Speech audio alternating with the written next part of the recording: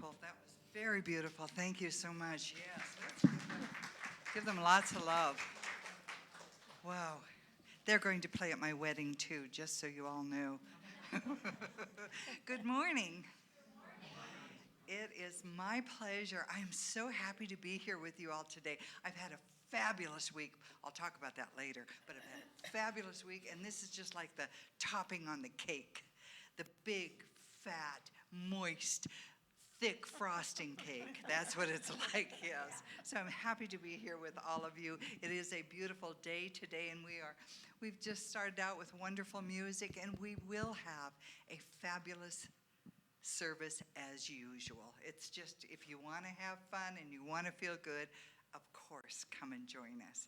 So we are really thrilled to have, I'm really thrilled to see all of you here, and I want to also welcome the people who are online who join us, because we know that we are the beloved community without walls, without exception. We are the beloved community. We welcome everyone. This is the place where love is spoken. This is the place where we come and get to be our magnificent, beautiful, grace-filled self. We get to come here and shine. We get to shine together. So as you look around, say hello to your neighbor, you know you're looking at the face of God today. Yeah, you can say hello to your neighbor. Yep, and we're saying hello to everyone who's out there. We're so grateful that you're here. So, again, I welcome you. If it's your first time here, or it's been a while since you've been here, welcome home. Welcome home. We're always glad to see you. We're always waiting for you to arrive. So we're really glad that you're here. This is the first Sunday of the month of November, and so whoops, I almost did birthdays. I almost did birthdays right now. Isn't that something? Let's do it. Can we do it? So anyone who has a birthday in November, we love to celebrate birthdays. Whether it's a belly button. Dance the day you were born. The angels did the bump to Gabriel's horn. God dance the day you were born. So grateful for the gift of you. Thank you so much. We just love to have fun here. We love to celebrate. So again, I'm grateful that everyone is here today. I'd like to tell you that if you came in with anything heavy on your heart, if you have a prayer request that you would like us to support you in, whatever it is, if it's a health issue, if it's a relationship issue, if it's a money issue, it doesn't matter. If you're worried about what's going on out there in the world, please feel free to write up a prayer request. You can add your name to it or not. You don't have to. But we are so happy to include that in our prayers this week. We are so happy to always pray for the highest good. We are so happy to join the millions of other prayers that are going out there all the time. So it isn't like you have to pray it at 7 o'clock in the morning or at 9 p.m. at night. Anytime you feel like praying and blessing someone, there's a receptivity out here that is so great. It's just unimaginable, and it's unlimited. It's called God. It's called the grace of God. So that's what we like to do is pray, and we like to sing. So let's move into our first, our opening music from our musicians.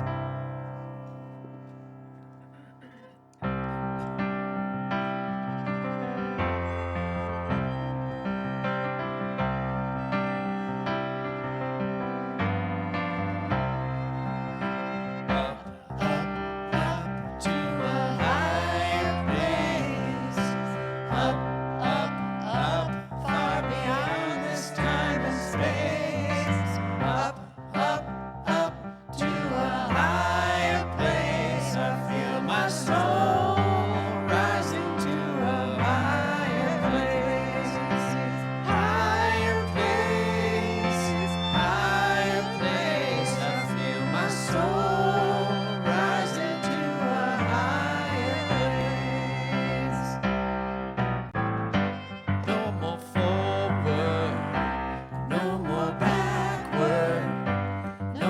spinning around and around. My life is moving ever upward.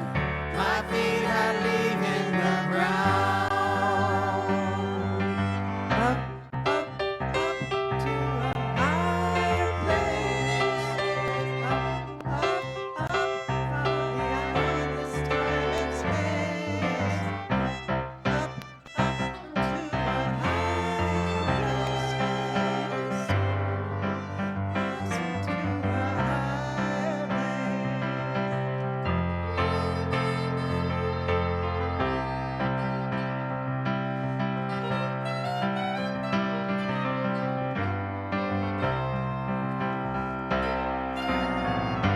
No more forward, no more backward, no more spinning around and around. Life is moving ever upward. My soul has answered the call. Up, up, up to a higher place. Up, up, up, far beyond this time and space. Up, up, up to a higher place. I feel my soul rising to a higher place. Higher place, higher place. I feel my soul rising to a higher place. Higher place, higher place. I feel my soul rising to a higher place. I feel my soul rising to a higher place.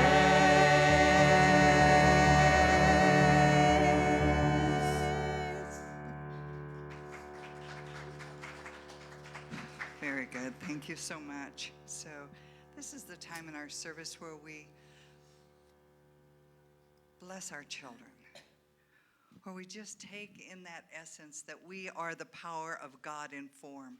So, let us move into that space within and bless the children. And we know and we acknowledge that we bless all children, all the children of the world, wherever they are, whatever condition they're in, the very best to the very worst. We bless these children.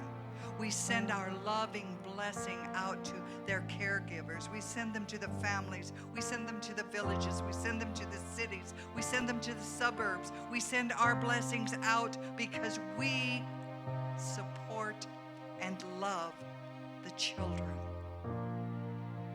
And so together we tell the children of the world, we see you, who you really are, made in the image and likeness of God. We cherish you, we support you, and we love you. And that commitment we have just made, let that resonate through your beingness, because we are here to support and care for each other. And so allowing yourself to relax just where you are, allowing the breath to come in, and this is the breath of God that is moving through you, supporting you, the very life of you. May we remember that we are all the children of the living God, that we are all its precious, perfect outpicturing.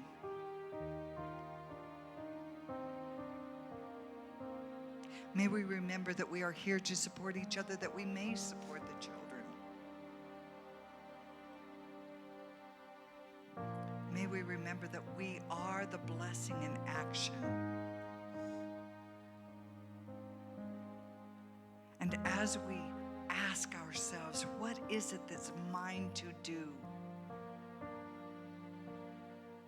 As we move into the silence of the sanctuary in our soul, we are always and always given the answer.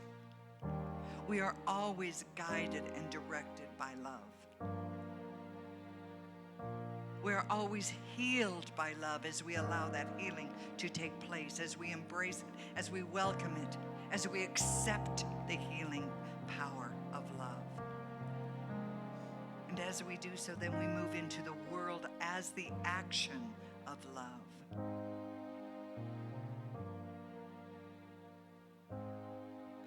And so knowing that this is why we're here, this is what we're here to do, and this is what we are here as. We are love in action. May we just breathe easily, allowing Spirit's presence to be so much in our consciousness that we don't know there's any difference between us and God.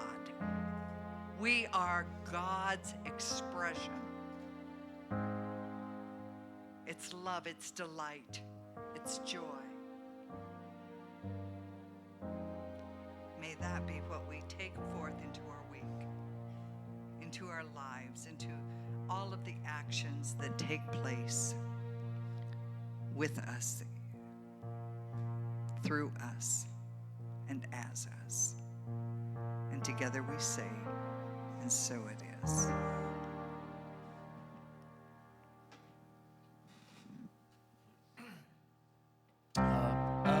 Up to a higher place. Up, beyond this time and space. Up to a higher place. I feel my soul rising to a higher place.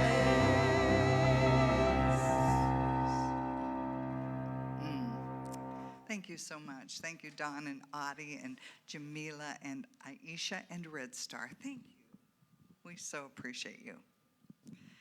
And now it is my pleasure to tell you what our great what my great delight is this week. I got to spend time with my very best friend who we went through practitioner training, which is what you do before you go into ministerial school. They want to be sure to weed out those who are not committed. Well, my dear friend was so committed, she got me through. Lots of coffee, lots of walks, lots of laughs, lots of eye rolling on my part because she was so dedicated.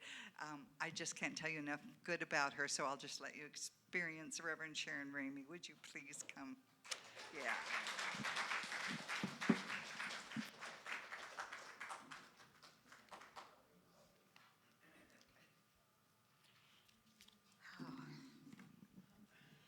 Yeah, people used to ask me, why did you become a minister? And I said, because if I didn't start ministerial school, Reverend Yvonne would not have either, and she needed to be a minister, so as you all know. So anyway, welcome, and thank you so much for welcoming me. I can feel the love when I come into this place, and I just feel humbled by your love and your welcome. I took some class a long time ago to try and figure out what my purpose was in life. And what I came to was that I'm here to promote the abundant life for all. I really resonated with what Jesus said about, I came that you might have life and have it abundantly. And it almost makes me cry.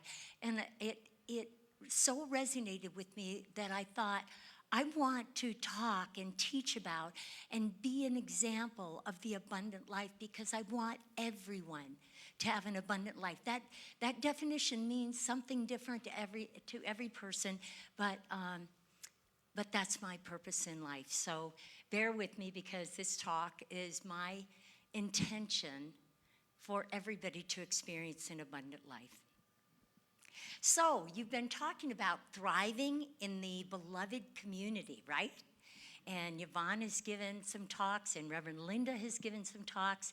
And wow, there's so much information about the beloved community. And first of all, I invite you to own the fact that you are a beloved community right here. You are a beloved community. And to everyone, there is a different definition of what the beloved community is. And it's a good thing that the preparation for this talk didn't go on any longer, because I just kept coming up with more and more things about the beloved community. And it's a place of welcome. Would you all agree? It's a place of welcome where you really feel like you belong to something. It's also, for me, a place of safety, where people are dedicated to, this is a place where you can be safe, where you don't have to be scared. It's also a place of respect. I mean, don't you find that in this community, people can have differing ideas, and yet we respect it. We respect that each person is going to have different ideas, and that's all part of the wonderful mix, the diverse mix. We also, in my opinion, are a place of joy. A beloved community is a place of joy. And as Reverend Yvonne had said before, it's a place of learning, of inspiration, of growth. It's a place of love, of positive regard for each other and what each other is doing. It's a place of support, meaning that sometimes we give and sometimes we receive, and sometimes the giving is the receiving. So then I thought about, what is thriving in the beloved community? What does thriving mean?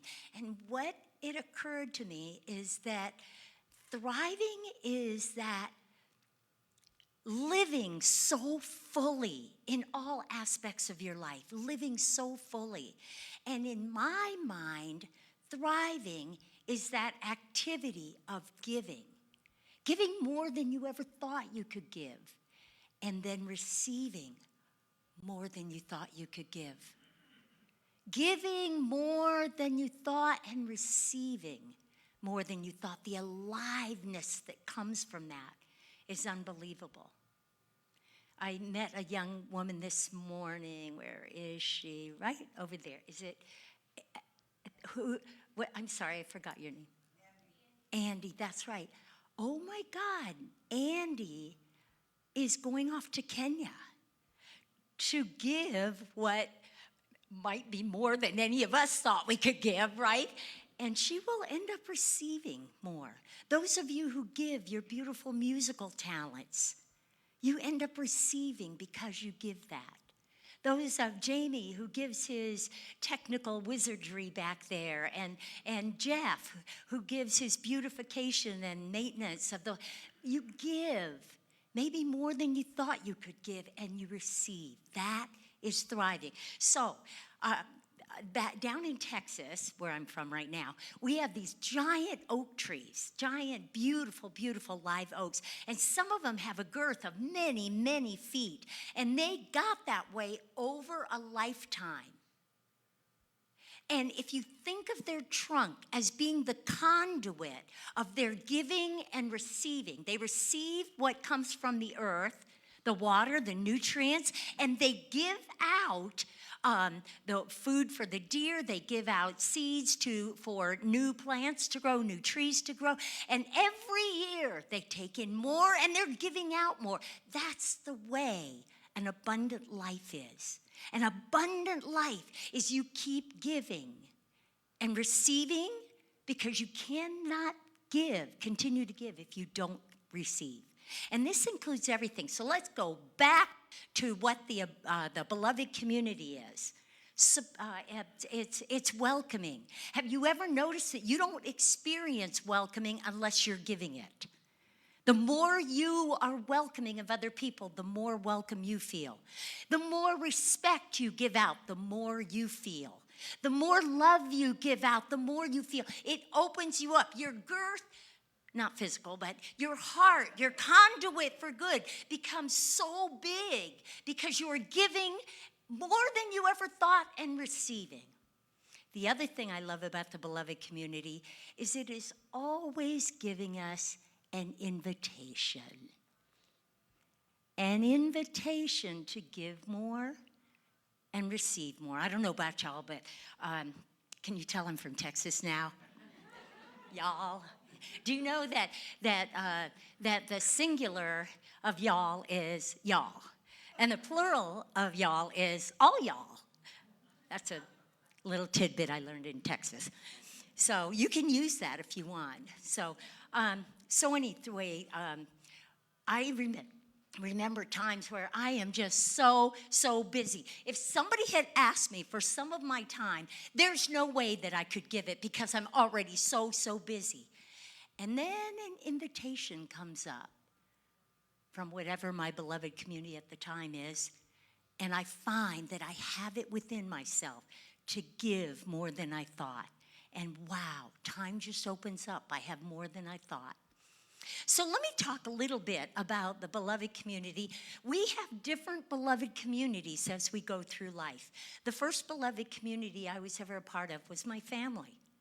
My mom grew up, she was the daughter of a 16-year-old mom who was single and had no idea how to support her. So she gave my mom over to her older sister's care, which, you know, this was another in the long string of kids they have. Mom never felt really loved and cared for there. She was given a house, but she determined that when she had her own family, she was going to create something different. So she went on to have 10 kids after she got married. And we grew up in Hawaii. And we moved there in the 50s before it was ever a state. And as you can imagine, a house full of 10 kids, major chaotic, right? But Mom still had this idea that she wanted a beloved community. She wanted a community where her kids felt welcome and safe, where they didn't feel like they were doing wrong, where they felt like there were corrections and stuff, but they were good people. She wanted a community of a family of love. She wanted one of joy. I mean, she would walk into houses we were going to move into, and she'd go, wow, I can feel the joy in these walls. And or she'd walk in and say, wow, there was a tragedy or sadness here. And we'd think, are we not going to move in because there was tragedy here? And she'd say, oh, no, we're going to have so much joy in this house that it's going to pack in the walls for the next person here. So she was into joy and love and welcoming. And I remember that as she's watching all her 10 kids scatter to go be with their friends, she decided one of the things she wanted from her children is for them to be together and to be present to one another and to not pick at each other but honor one another. And so she carted us all off to Maui to an abandoned church camp. It was abandoned because none of the Hawaiians would stay there because somebody had died there and they all thought it was cursed, okay? So my parents got to rent this place for $5 a night for 8 A-frames, one for Mom and Dad and the babies, one for the girls, one for the boys, one for the surfboards, and 2 extras. And there were a couple of community buildings, bathrooms, kitchens, stuff, right on the beach on Maui. Right? So, no friends. Had to just be friends with ourselves. We had to cultivate love and understanding, forgiveness, safety. We had to defend each other. We had to teach each other, learn from each other. It was just a variety of things. We had no friends. We just had each other. So we did that for many years. And damn if her project of creating a welcoming, beloved community in this family didn't pan out. We would come home. Nobody from our family wanted to go stay the night at anybody else's, but all our friends wanted to come be here, come be at our house, because they felt welcomed and heard and loved. So that was my first beloved community. Then I went on to, my daughter was in Catholic grade school. I went on and got married and wanted to create my own beloved community. And my daughter was in grade school at a little Catholic grade school, and there was a lady who was really good at theater, okay? And she decided to start a theater department. it was so exciting. We have formed a little beloved community out of the parents of the theater department. Oh, we were so excited. We supported each other. We had fun together. It was just wonderful. We learned from each other. It's one of the things that Reverend Yvonne has brought up, is that the beloved community is a place where we learn and we are inspired and we grow. So this was happening in this little theater community. Well, to put on these plays, the director, who's very good, she had been on Broadway, she needed certain things, and people would think about, oh, I know what you need. You need someone to help do costumes. She'd say, yes, and people would jump in to help with costumes. And then some of the guys would say, I know you need somebody to help with sets, and they would jump in to help, and she'd be all excited. Some things, we didn't know what she needed, and she'd ask. She'd say, can any of you practice with the kids? Listen to it, practice their lines. And people would volunteer. People would do more than they thought they could do. Then one day, she came in and she said, you know this stage we have? There's all these lights that just come straight down overhead in this old gymnasium on this old stage. And she said, these kids deserve lights, real theater lights that light them up. And we're like, yeah, that's true. Okay, so what's your point? And she said, I just found a set of theater lights that could be installed, and for only $1,500. Now, these are normally $4,500, $1,500, and they can be yours. And we're like, we're all young parents. We're all struggling to make ends meet. We have no extra money. We're like, okay. And so the one thing I love about the beloved community is there's no pressure and there's no shame. So if nobody had come forward to help with those theater lights, it would have been all right. Do you know what I mean? In a beloved community, if people can't do something, it's all right. And celebration if they can. So Paul and I went home that night, my husband and I went home that night, and we were talking about it, thinking how wonderful it would be if we were able to provide lights, but we probably had 15, but that's probably the extent of our emergency fund, and we couldn't spend that because what if there was an emergency? You know that garbage that goes on in your mind, right? And so anyway, at the very end, we started talking about how we were gonna do it. We were just gonna take our emergency fund and give it. We went and gave the check the next day for the lights. Oh my God, the aliveness that we felt because we gave more than we ever thought we could give. There was celebration among everybody, but it would have been okay if nobody had stepped up anyway. Do you know what I mean? But there was celebration, and everybody kind of caught the idea that we could give a little more than we ever thought. That night, Paul and I went home. And we're just sitting around, and Paul looks at me and says, does this mean we're philanthropists? And I thought, yeah, it does, because years and years ago, in our yearly intentions, we said that someday we wanted to make scads of money so we could be philanthropists. We really wanted to do, but of course we need millions we didn't have millions. But here we were, Reverend Yvonne talked about living up to the image you have of yourself last week. Here we were, the beloved community is offering us the opportunity to become what we said we wanted to become without having to make millions of dollars first. So sometimes that's a job of the beloved community, is to offer you opportunities to do things you never thought you could do. How am I doing on time? Okay. So, that was the theater, beloved community. Here's the other thing I want to say. Some of the stuff that the beloved community offers us is an opportunity to build something that will go on for generations, that will touch other people. Warren Buffett had a saying that the shade that you're sitting under today is because someone long ago planted a tree.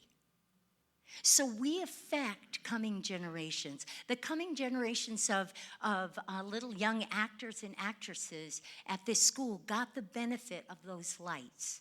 Sometimes we never know how we affect the later generations.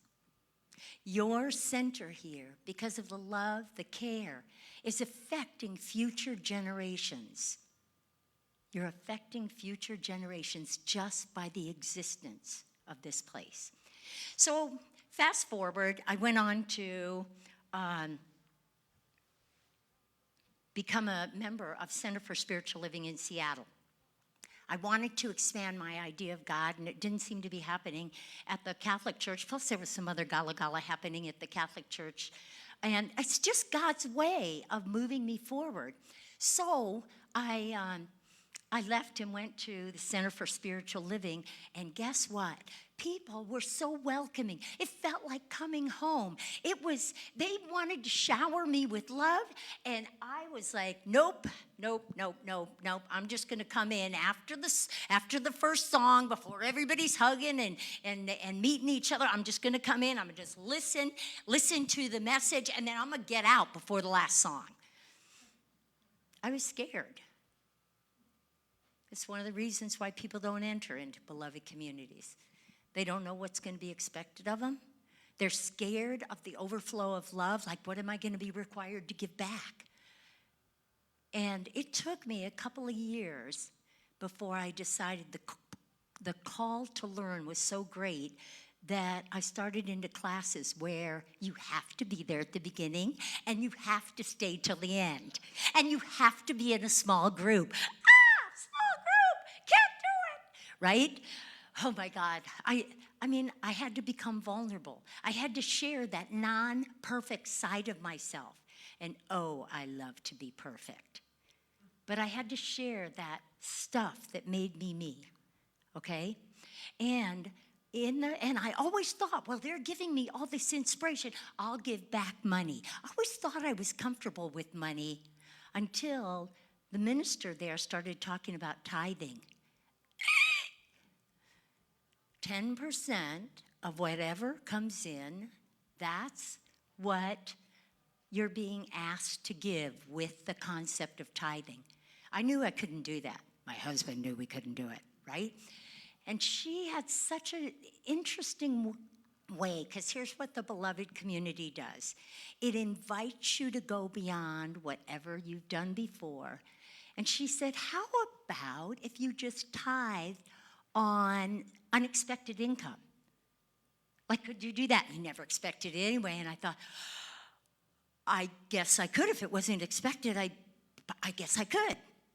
And she said, okay, just keep track every month or every week about how much unexpected income comes in. And then at the end of the week, write a check to the church just for 10% of that. It was unexpected anyway. Well, that makes some sense. Okay, I'll give it a try. What happens? Now, you have been in this center long enough. What happens when you put your attention on something? It increases. I was putting my attention on unexpected income. Guess what happened? It was all over the place. In fact, when Reverend Yvonne and I were in classes together, in prac class together, our prac class decided to give a gift at the end of the year, the 9 months, of a tithe of unexpected income. That's all we were going to do. Our class decided, yep, we're all in. At the end of 9 months, 12 of us gave the church $15,000. Just the 12 of us. That meant that there was $150,000 worth of unexpected income just in our class. Unexpected income. Because we were all focused on it, trying to write it down every week and stuff. And what I'm saying is that my beloved community called me to go further. I would have never thought I could tithe in any way, but I found I could on unexpected income. So, and then she invited us to go further than that, and We did, and my husband and I personally were just able to prosper in a way that I never thought was possible before. So that's a money thing. What else are we called to give? You're called to give your beautiful music. What else are you called to give in a beloved community? I know Yvonne has told me before that she never thought that she would be called to do this, but she's called to go visit people when they're in the hospital. And she said it's some of the most fulfilling work that she's ever done. What else? Anything else?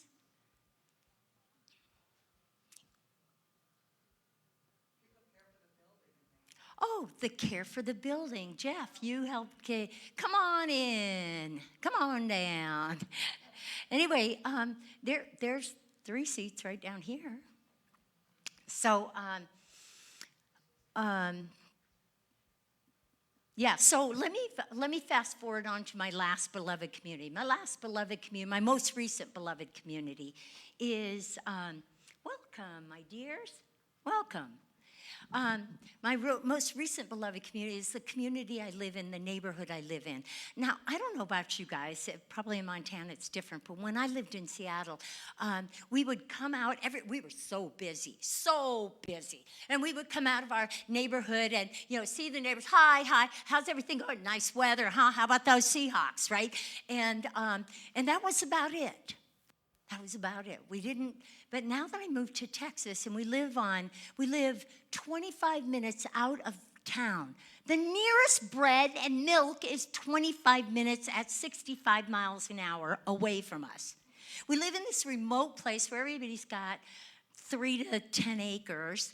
And what I discovered from one of the neighbors when she came by to introduce herself was that we all needed to support each other. We were so far away that if there was sickness or if somebody had a need, that we were being called from among our own little community to fill it. There's about 100 houses in this big neighborhood, but we were called to support each other. So she had a little party before we had bought a house and we were going down there every month in order to get internet set up and bank accounts set up and all of that before all our stuff came down. During that time, she had a party for us. She had a party with 45 neighbors that came to welcome us. They didn't know who we were. They just came to welcome us. Welcome to the neighborhood. They started telling us stories about how my friend Mary Ellen, who was recently widowed, was driving around on her lawnmower, her riding lawnmower, cutting her 3 acres of yard, and she got stuck between 2 trees. 2 trees, she thought she could make it through, and there she is stuck on a riding lawnmower in between these trees. Somebody was driving by. He stopped what he was doing, called a couple of people. They laughed hysterically, came in, lifted her riding lawnmower out. Support. The beloved community is about support. Nobody had to do that. But they did it just because they love each other and they bond together. The beloved community gave an opportunity to do more than people were expected to do. To do more. She also told me a ton of other stories about how all the people in this community supported each other. Look at this face. This is not a face that has a lot of pets, okay? I just don't. And if somebody had told me, oh, guess what? You will willingly go over to your neighbors to watch their dogs for them, I would have said, no way. That's not mine to do. It's just not. Well, this same neighbor that got her, stuck, ended up going to the hospital quite unexpectedly. Her platelet count was 0. She got put in the hospital for 3 weeks, and she called us up and said, several other friends in that community, and said, I didn't have a chance to take care of my dogs. I have 2 dogs at home, and I didn't have a chance to take. Now, she's scared, right? And she said, I guess if somebody could just put them in a kennel, I'll be okay. And we thought, no way. Between myself and 3 other women, we divided up all of the hours of the day, and every one of us went by once a day to spend time with the dogs, feed the goldfish, do all of this stuff because we loved and cared for Mary Ellen. If somebody had told me that I would be spending my time taking care of animals, I would have said no way. But I was called by my beloved community to do something more than I ever thought I could do. And I received more. Not to mention that sometimes several of us would go over during the day and nip into Mary Ellen's tequila, but that's beside the point. And so anyway, your beloved community, whatever beloved community you're in, if you're in a marriage, if you're in the beloved community of a marriage, you're always being called to go a little bit further than you ever thought you could go. I'm in a beloved community with my friend Yvonne, Reverend Yvonne. It's hard to remember that. Anyway, and even though we've been friends for 22 years, oh my God, we call each other to do stuff that is beyond our comfort zone. I'll look at her and say, I'm sorry, I can't do that. She'll say, breathe, Sharon. Take a breath. And she'll breathe for me. And she'll go, of course you can do this. Of course you can give that. Of course you can receive that. Because, sometimes it's hard to give, and sometimes it's equally hard, if not harder, to receive. So thriving in the beloved community means giving. Everything you think that a beloved community is, you are called to give that. You are called to receive that. You are called to be in the dance of ever giving more. Because your giving goes on and on and on. One of my favorite stories in the Bible is the story of Hanukkah. Do you all remember that? Where the Israelites got banished from Jerusalem, and then there's fighting going on, and the Amalekites or whoever they were come back in and say, well, we're gonna destroy your temple. We're gonna make it so you can't ever have services here again. And they start eating pig in there, and they start honoring Zeus in there, and the Israelites go, no, don't do this. It's our temple. So they start fighting back, and they have a really small army, and the Greeks have a really big army, but the fighting goes on, the prayers go on. Of course, our God's bigger than their God. No, I didn't say that, did I?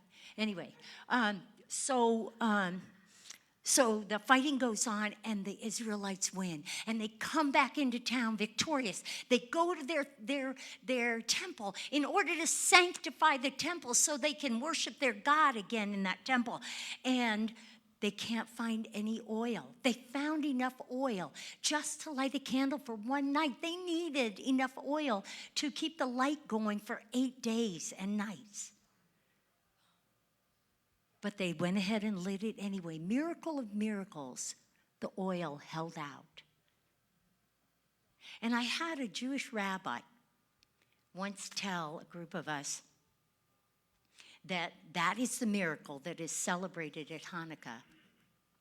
And he said in his mind, that was not the real miracle.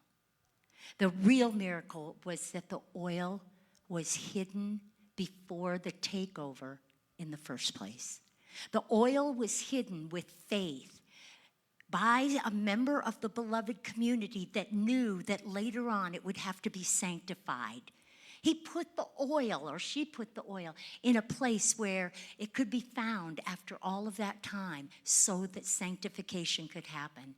You are that beloved community. You're giving more than you thought you could give. You're receiving more than you thought you could get. And you're part of a community that is like, if you give or if you don't give, it's okay. We love you anyway. Giving is only for your own thriving. But you're in a community that is going to benefit generation after generation after generation because of what you give. So I just want to say thank you. Thank you for letting me come today. Thank you, Reverend Yvonne. And just as a final reminder that your beloved community is sitting right with you. You have numerous beloved communities, but you have one beautiful one where you have opportunities to give support and receive support. Have opportunities to give joy and love and receive that. So the call today is to rise up, to go one little step further, just one little step further, and see what happens. God bless you all. Oh, let me say a prayer. Oh, my God. Oh, man. Oh, man. Meister Eckhart said that if the only prayer we ever said was thank you, it would be enough. So thank you. Thank you for the opportunity to be here in this beloved community today. Thank you for all the invitations that I've gotten from all the numerous beloved communities I've been in that have enabled me to grow, to be inspired by what I've been called to give and to receive. Thank you for this beloved community as it serves so many. Thank you that all of its needs are met. Thank you that all of the opportunities to serve find someone perfect to connect with. For that is the way God works, always in perfection. And so I send out a beautiful blessing that whatever is needed in this beloved community, individually or collectively, that each of you experience that.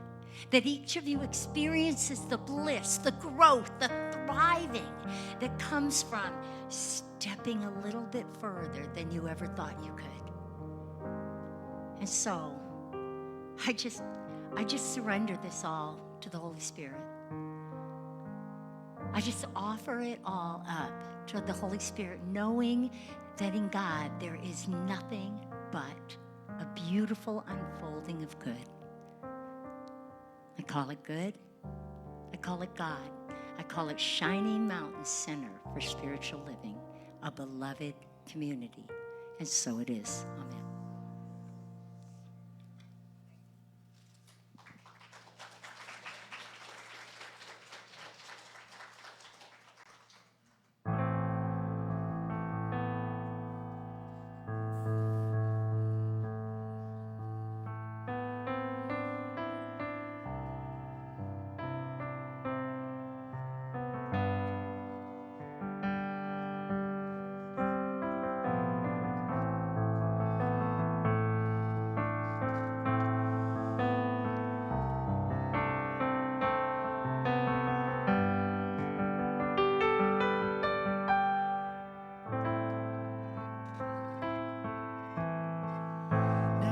Is the time when I let go of my fears, inhibitions, and sense of dread.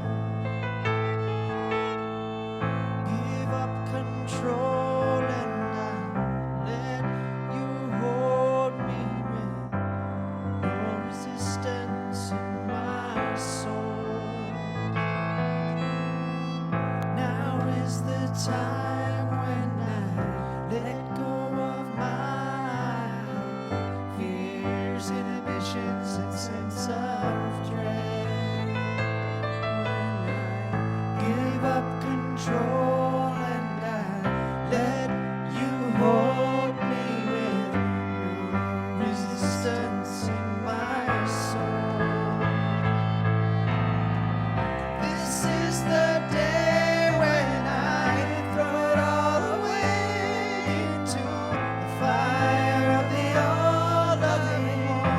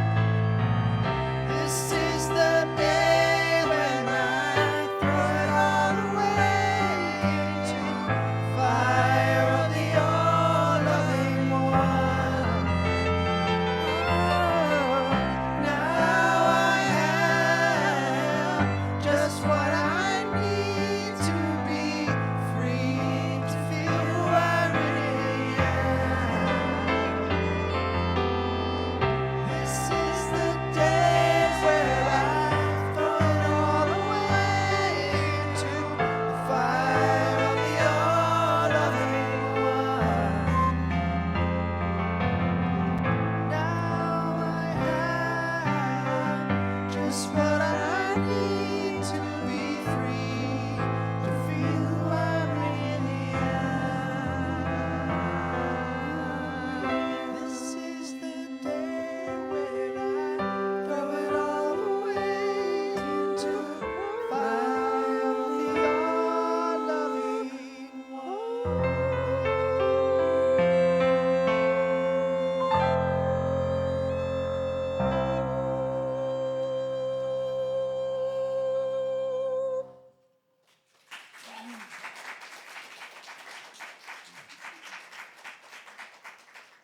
Thank you. Thank you for the gift that you give to us every Sunday.